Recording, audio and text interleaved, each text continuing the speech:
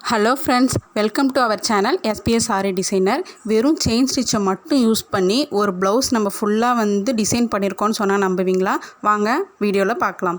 First என்ன பண்ணுறோம் அப்படின்னா 3 லேயருக்கு சரி த்ரெட்டில் ஸ்டிச் போட்டுக்கலாம். செயின் ஸ்டிச்சு தான். அதை போட்டுட்டு நெக்ஸ்ட்டு என்ன பண்ணுறேன் அப்படின்னா ரெட் கலர் சில்க் த்ரெட்டை எடுத்துகிட்டு டபுள் ஸ்டாண்ட்ஸில் 3 லேயரில் அதே செயின் ஸ்டிச் கொடுக்குறேன். ஏன் அப்படின்னா நம்ம இதில் ரெட் கலர் ஸ்டோன் யூஸ் பண்ணுறோம். சாரீ ரெட் கலர் அப்படின்றதால இந்த செயின் ஸ்டிச் கொடுத்தோம் அப்படின்னா லோடு கொடுத்த மாதிரி இருக்கும். நெக்ஸ்ட்டு சுகர் பீடு ஸ்டிச் பண்ணுறேன்.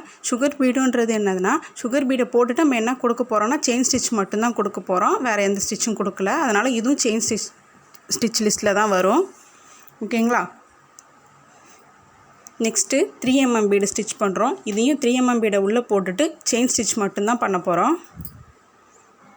இப்போ நம்ம நெக்ஸ்ட்டு என்ன பண்ணுவோம்னா, ஸ்டோன் செயினை எப்பயுமே பட்டன் ஹோல் ஸ்டிச்சில் தான் நம்ம ஸ்டிச் பண்ணுவோம். இதில் செயின் ஸ்டிச் மட்டும்தான் யூஸ் பண்ணணும் அப்படின்னு நம்ம சொல்லியிருக்கிறதால ஸ்டோன் செயினை மட்டும் என்ன பண்ணலான்னா அந்த B7000 கம் இருக்குது இல்லைங்களா, அதை வச்சு பேஸ்ட் பண்ணிக்கலாம். திருப்பி ஒரு லேயர் சுகர் பீட் கொடுத்துருக்கேன். இப்போ நான் என்ன பண்ண போகிறேன் அப்படின்னா இந்த ஸ்லீவ் டிசைனுக்கு 1.5 சென்டிமீட்டர், இன்ச் கிடையாது, 1.5 சென்டிமீட்டரை மார்க் பண்ணி ஃபுல்லாக வெர்டிக்கலாகவும் ஹரிசாண்டலாகவும் என்ன பண்ணியிருக்கேன்னா லைன் போட்டிருக்கேன். ஓகேங்களா? இப்போ அந்த லைன்லாம் இன்டர்செக்ட் ஆகிற இடம் உங்களுக்கு பார்த்தாலே தெரியும். அதில் என்ன பண்ணுறேன் அப்படின்னா ஃபஸ்ட்டு எடுத்தோடனே ஒரு சுகர் பீட், ஒரு 3mm, ஒரு சுகர் பீடு இதை வச்சு ஸ்டிச் பண்ணிக்கிறேன். ஸ்டிச் பண்ணிவிட்டு அடுத்த 3 சென்டிமீட்டருக்கு என்ன பண்ணுறேன்னா சரி த்ரெட்டில் சிங்கிள் ஸ்டாண்ட்ஸில் வெறும் செயின் ஸ்டிச் மட்டும் கொடுக்குறேன். ஓகேவா?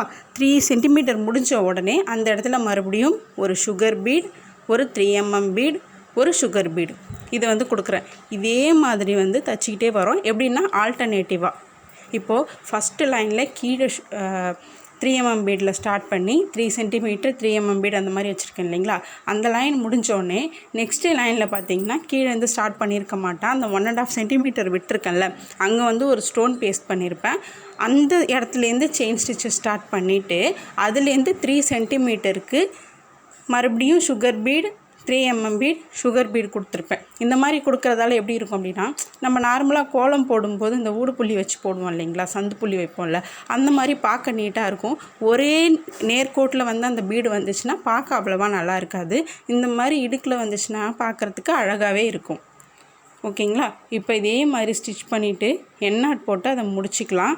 இந்த மாதிரி ஃபுல்லாக எல்லாத்தையுமே பண்ணிக்கலாம். நான் ஏன் இந்த அளவுக்கு கோடெலாம் போட்டிருக்கேன் அப்படின்னா, ஃபஸ்ட்டு பிகினராக இருக்கிறவங்களுக்கு ஸ்ட்ரைட் லைன் வராது.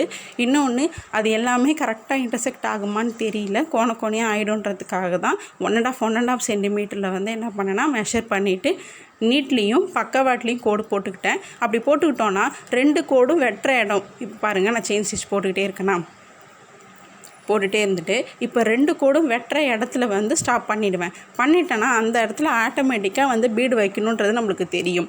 ஓகேங்களா? இப்போ நல்லா பழக்கப்பட்டுட்டாங்க, நல்லா போடுறாங்க அப்படின்னா, எக்ஸ்பீரியன்ஸ் ஆகிட்டாங்கன்னா அவங்களுக்கு தேவையே இல்லை, டேரெக்டாகவே ஸ்ட்ரைட்டாக பார்த்து போட்டுருவாங்க. ஆனால் இது ஃபஸ்ட்டு போடுறவங்களுக்கு இது கொஞ்சம் சிரமமாக இருக்கும்.